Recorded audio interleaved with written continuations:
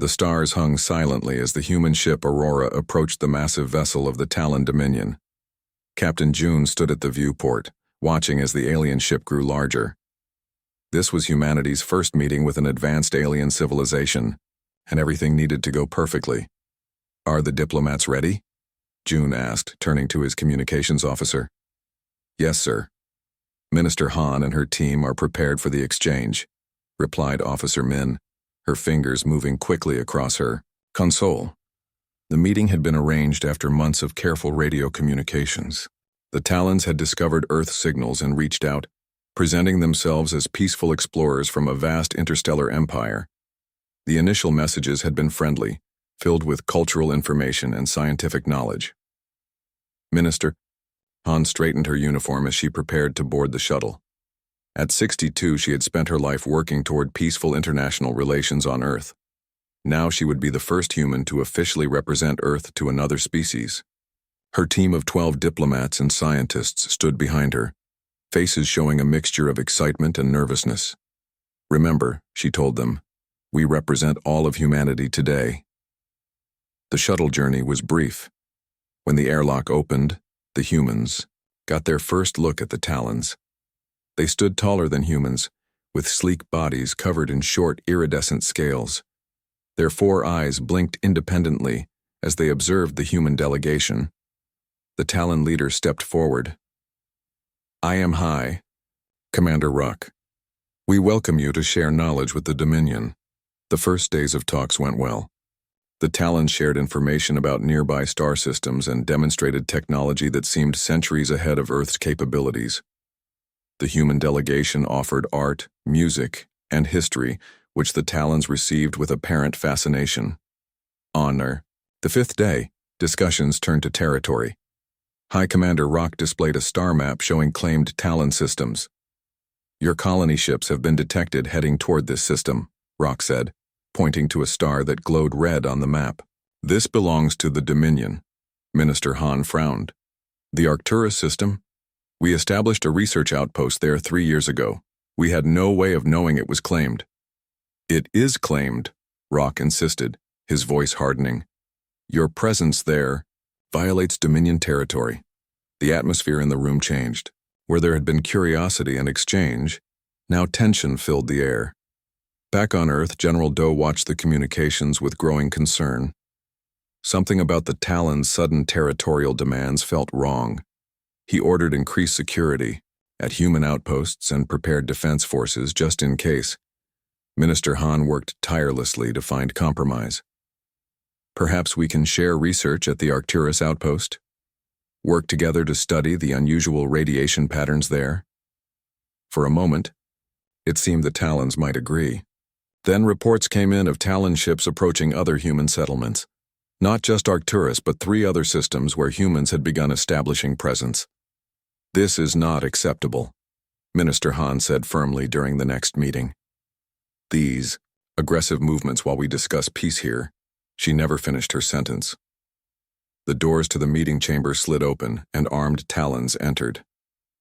Their weapons, energy weapons unlike anything humans had seen before, were aimed at the diplomats. "The Dominion does not share," High Commander Rock announced coldly. "Lesser species serve or perish." The human delegation was taken prisoner. The Aurora, still waiting nearby, was destroyed with all hands when it refused to surrender. 3 days later, on screens across Earth and human colonies, the broadcast began. The Talon High Command stood on a raised platform. Below them knelt the human diplomats, Minister Han at the front, her head held high despite everything. "Watch, humans," said the Talon Supreme Commander, a larger, more decorated version of his species. "This is the price of defiance. This is what happens to lesser beings who do not know their place in the galaxy." In his office at Earth Defense Command, General Doe watched helplessly. Among the kneeling prisoners was his sister, Dr. Sue, who had joined the mission as a xenobiologist. His hands gripped the edge of his desk until his knuckles turned white. One by one, the Talons executed the human diplomats. Minister Han was last. Before the energy weapon fired, she looked directly into the camera. "Earth will not bow," she said, clearly. Then she was gone. The broadcast ended with a simple message from the Talons: submit or face extinction. For 3 days afterward, Earth and its colonies went silent. No messages were sent to the Talons. No responses to their demands.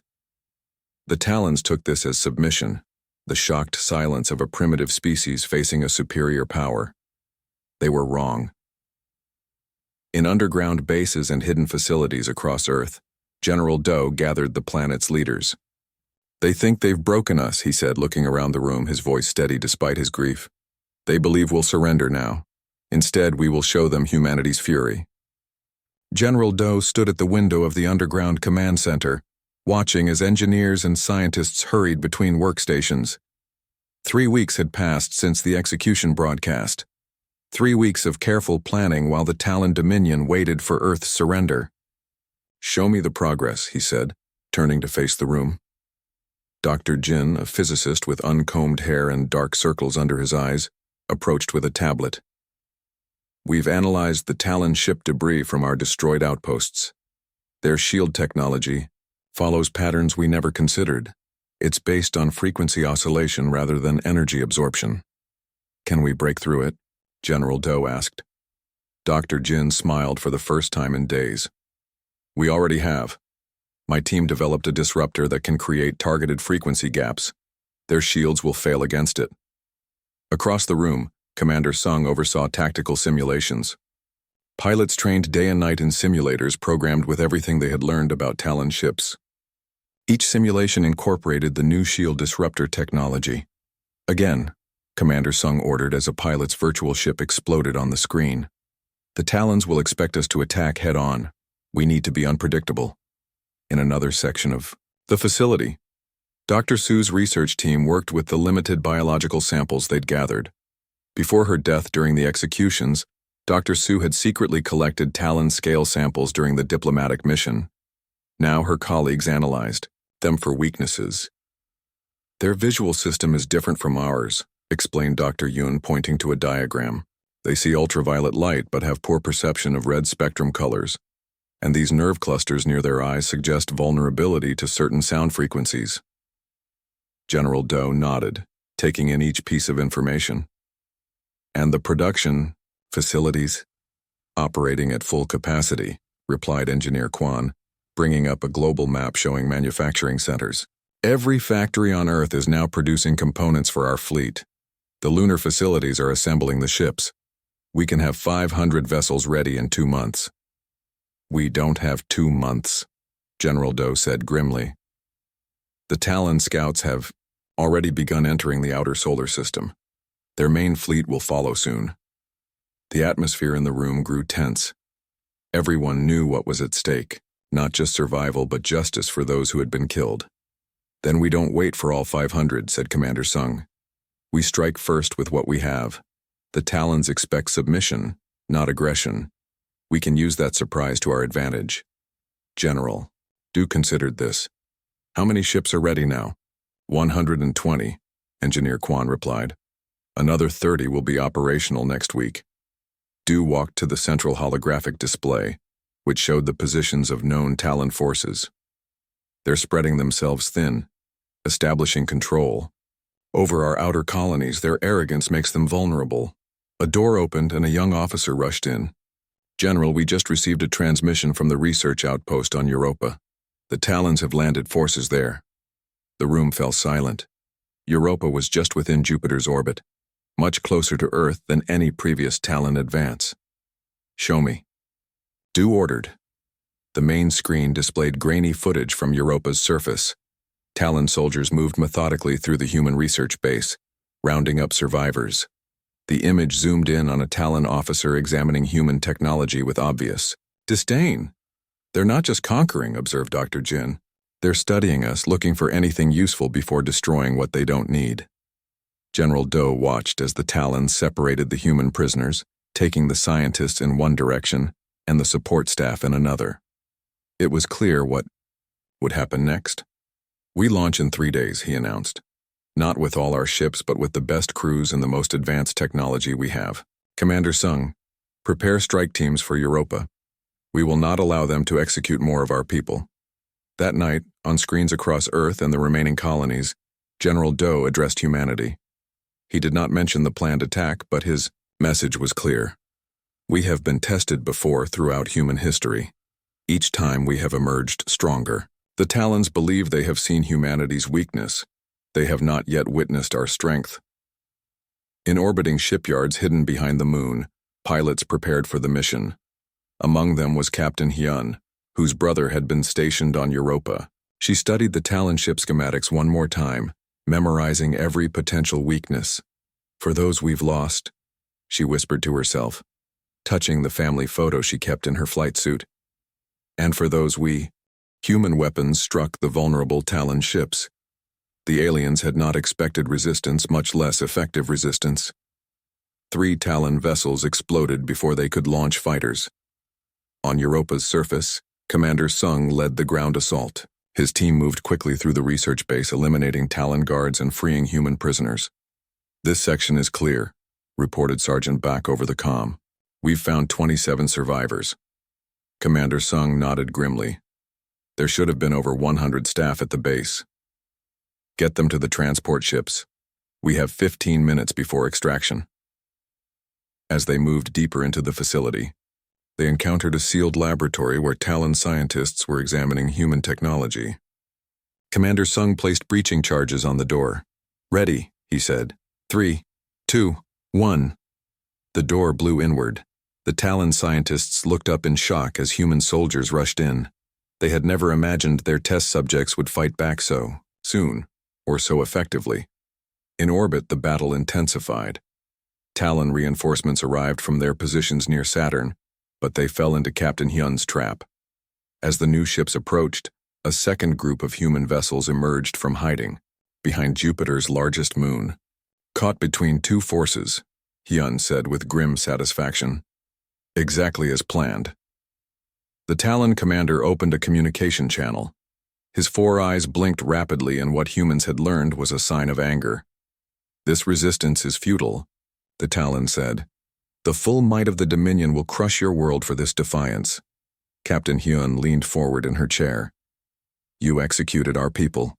You thought we would surrender out of fear. That was your first mistake. Your second was not learning our history. Humans do not surrender to tyrants. She cut the communication and turned to her crew. Press the attack. No mercy for their warships, but I want their command vessel captured intact. The battle lasted 3 hours. When it ended, the Talon forces at Europa were destroyed or captured.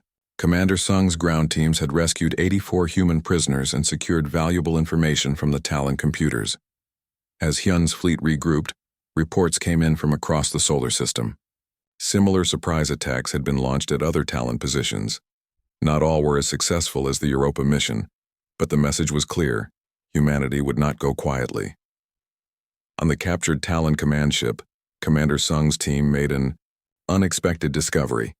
In the brig, they found prisoners who were not human, beings with translucent skin and large eyes. Who are you? Commander Sung asked, as his medic examined the weakened aliens. One stepped forward slowly. We are Luminari. Our world was taken by the Dominion 2 cycles ago. Those who resisted were killed. The rest of us serve as laborers and test subjects. Commander Sung shared a look with his team. There are more species enslaved by the Talons? The Luminari nodded. Many. The Dominion has expanded for centuries. All who are deemed inferior are conquered or destroyed. This information was immediately relayed to General Doe back on Earth. The stakes had just changed. This wasn't just about human survival anymore. 2 days later, humanity broadcast its own message. Not just to Earth and its colonies, but across all frequencies the Talons used. The transmission showed the captured Talon ships, the freed human prisoners, and the rescued Luminari. General Doe spoke directly to the camera. To the Talon Dominion. You believed humanity would break when you executed our people. Instead, you awakened our fury. Consider what we accomplished with just days of preparation against your supposed superiority. Now imagine what comes next. The message ended with something the Talons had never included in their own broadcasts. An offer. To any species suffering under Talon rule, humanity stands ready to ally with you. Together we can end their tyranny. The cost of freedom is high, but we are willing to pay it. Across Talon space, beings who had lived under oppression for generations secretly watched the human broadcast. And for the first time in many years, they felt something dangerous. Hope. 30 days after the Europa victory, the human battleship Defiance floated near the edge of the solar system. Captain Tay paced the bridge nervously. His ship was alone, far from reinforcements, waiting for a meeting that might not happen. "Any signals yet?" he asked his communications officer. "Nothing, sir," she replied. "But there's a lot of interference in this sector." The Defiance had been sent here after a strange message reached Earth. It had come through channels that the liberated Luminari had helped establish, hidden frequencies that the Talon Dominion did not monitor closely. The message was simple. Others wish to meet the species that fights back. Suddenly, the sensor officer straightened in his chair. "Captain, 3 ships just appeared at the edge of our scanning range." "Identify them," ordered Captain Tay, moving quickly to the view screen. "Unknown design, sir. Definitely not Talon or human." Captain Tay took a deep breath. "Open all communication channels.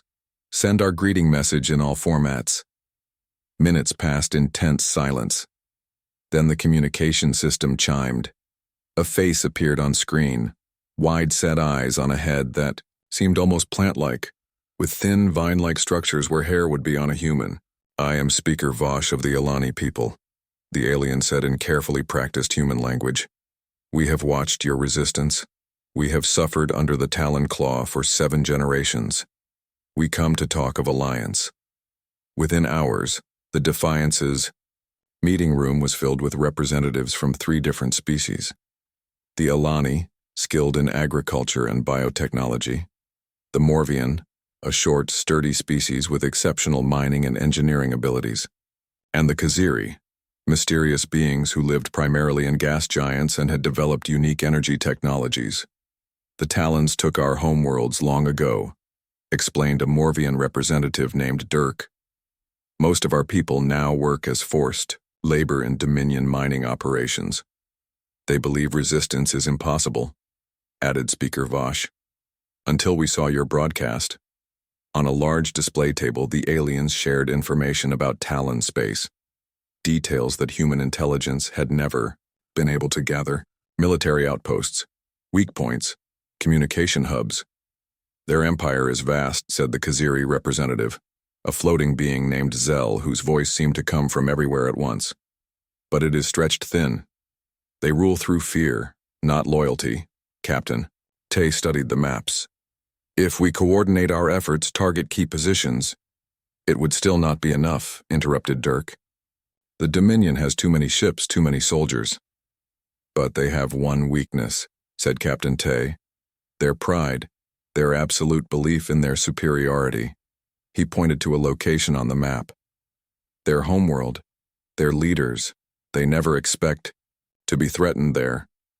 The alien representatives looked at each other in shock. No enslaved species had ever dared to think of striking at the Talon homeworld. "Impossible," whispered Speaker Vosh. "Humans specialize in doing the impossible," Captain Tay replied with a small smile. "But we need your help." When the Defiance returned to Earth a week later, it brought representatives from not just 3, but 7 different species. General Du welcomed them in a secure underground facility. "We have existed under Talon oppression for different lengths of time," said Speaker Vosh, now acting as the unofficial ambassador for the allied species. "But we share the same desire: freedom." Plans were made quickly. Each species contributed unique knowledge and abilities. The Alani provided biological agents that could survive in Talon atmospheres. The Morvian showed weak points in Talon mining facilities where rebellions could be triggered. The Kaziri offered energy technology that could disable Talon systems without damaging nearby equipment. Most valuable was the information provided by the Secta, insectoid beings who had served as servants in Talon households for generations. They knew the routines and security protocols of Talon leadership. "Supreme Commander Cole believes himself untouchable," explained the Secta representative, clicking her mandibles together. His palace on the Talon homeworld has fewer guards than you would expect. He relies on the fear of his people to protect him. As the Alliance grew, so did its intelligence network. Enslaved beings across Talon space began quiet acts of resistance. Small, at first, then growing bolder. Information flowed back to Earth through the hidden communication channels. Then came the news they had been waiting for. The Talon leadership, enraged by continued human resistance and the growing unrest among their subject species, had made their decision. They would gather a massive fleet, the largest in Dominion history, and strike directly at Earth. They'd come to crush us completely, General Doe told the assembled human and alien leaders. Supreme Commander Cole himself will lead the attack. Instead of fear, the news was met with grim satisfaction. Then our plan can work, said Dr. Jin, who had developed not just the shield disruptors but many other weapons tailored to Talon weaknesses. They're doing exactly what we need them to do. Captain Tay looked around the room at the strange assembly of beings united by their common struggle. The Talons thought they were punishing us by executing our people. Instead, they created something they never expected, an alliance that will end their rule forever. As the meeting adjourned, human engineers worked alongside Morvian technicians to modify Earth's defense platforms. Kaziri energy specialists helped upgrade human ships. Elani biotechnologists developed protective measures against Talon biological weapons. The trap was being set, not around Earth but around Saturn, where the Talon fleet would emerge from faster-than-light travel before making their final approach to Earth. In his quarters that night, General Doe looked at a photo of his sister, who had died in the initial Talon executions. "They're coming," he whispered to her image, "and we'll be ready." The rings of Saturn glittered in the pale sunlight as the massive Talon fleet emerged from faster-than-light travel. 500 warships, including the enormous command vessel carrying Supreme Commander Cole himself, prepared for the final jump to Earth. "Send the message," ordered Supreme Commander Cole from his throne room. "Tell the humans their time has come. They will witness the full might of the Dominion before they perish." The message was transmitted, but there was no response from Earth. Instead, sensors detected movement within Saturn's rings. "Commander," reported a nervous officer, "we're detecting ships hiding in the rings. Many ships." "Human vessels?" asked Cole. "Some are human design. Others, unknown." Before Cole could respond, the hidden fleet attacked. From within the ice and dust of Saturn's rings came not dozens but hundreds of ships, human vessels fighting, alongside ships of Elani, Morvian, Kaziri, and other designs. "Impossible," roared Cole. "The lesser species do not unite." But unite they had. The greatest space battle in known galactic history began in the shadow of Saturn. The Talon fleet was powerful, but they faced enemies they had never expected to find working together, using technologies combined in ways the Dominion had never seen. On the bridge of the Defender, General Doe coordinated the Allied attack. "Focus fire on their command ships," he ordered. "The Kaziri energy disruptors first, then the Morvian mining lasers. Break their formation." The battle raged for hours. Talon ships fought fiercely, but they had never faced an enemy that understood their weaknesses so well. Elani bioweapons disabled life support systems. Secta infiltration teams, transported aboard by human strike craft, sabotaged ships from within. Luminary light-based weapons blinded Talon sensors. At the center of the Talon formation, Supreme Commander Cole watched in disbelief as his fleet was slowly surrounded. "Launch the final weapon," he ordered in desperation. "Destroy them all, even if we destroy ourselves." A massive device emerged from the belly of his command ship. A weapon designed to create a shockwave that would devastate everything within the orbit of Saturn. "They're preparing something big," Captain Hyun reported to General Doe. "Energy readings off the scale." "Now," ordered General Doe. Captain Tay, commanding a small, fast ship equipped with special Kaziri technology, shot toward the Talon command vessel. His ship, nearly invisible to Talon sensors, slipped through their defensive screen. 10 seconds to impact, reported his pilot. The device on Cole's ship began to glow with terrible energy. 5 seconds. Talon gunners finally spotted the approaching human vessel and opened fire. 3. Captain Tay's ship took a direct hit but continued its course. 1. The ship crashed directly into the Talon weapon. But instead of an explosion, a strange field of energy expanded outward, created by Kaziri technology. It wasn't a suicide mission. It was a targeted disabling field. The glow from the Talon weapon faded. All energy systems on the command ship shut down. Supreme Commander Cole's vessel drifted powerless in space. All ships, General Doe broadcast across the Allied fleet, cease fire on ships that power down weapons. We are not here for extermination. We are here for justice. One by one, the remaining Talon vessels surrendered. Special teams led by Captain Hyun boarded the command ship. They found Supreme Commander Cole still on his throne, refusing to believe what had happened.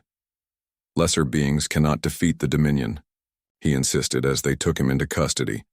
It defies the natural order. Your natural order is finished, Captain Hyun told him. The alliance of free worlds has begun. 3 months later, representatives from 23 species gathered on a neutral space station orbiting Jupiter. It was the largest gathering of different intelligent species in known history. They had come to witness justice and to plan for the future. Supreme Commander Cole and his high commanders stood in the center of a circular chamber, surrounded by representatives of all the species they had oppressed. General Doe stepped forward to announce the sentence. For crimes against countless worlds, for the deaths of millions, you deserve the harshest punishment, he said. But we will not execute you as you executed our people. Instead, you will live to see everything you built transformed. The sentence was clear. The Talon leaders would spend the rest of their lives helping to rebuild the worlds they had damaged. Their empire would be dismantled. Their subject worlds would be freed. This is not merely vengeance, General Doe explained. This is restoration. As the Talon leaders were led away, the real work began. The allied species formed the Galactic Council, with each member having equal voice regardless of their technology, level, or military power. 5 years later, General Doe, now Ambassador Doe, stood on a grassy hill overlooking the new council headquarters. The building had been constructed on the site where the first contact with the Talons had occurred. At its center stood a memorial garden, with plants from every world in the Alliance. Ambassador Vosh of the Alani approached, the vine-like tendrils on her head swaying gently. The Talon colony worlds have petitioned to join the council, she said. The younger generation? Asked Doe. Yes. They have rejected their ancestors' beliefs in superiority. They wish to be part of the Alliance as equals. Doe nodded slowly. Put their petition on the agenda for next month's meeting. They should have the chance to build something better. Together, they walked toward the memorial at the center of the garden. There, carved in stone, were the names of those who had been executed by the Talons, the deaths that had sparked humanity's fury and ultimately led to freedom for so many. From our darkest moment came light, Doe said softly, touching his sister's name on the memorial. Not just for us, but for all. Above them, ships from a dozen worlds moved peacefully through the sky, their contrails forming temporary patterns in the blue, symbols of a new beginning.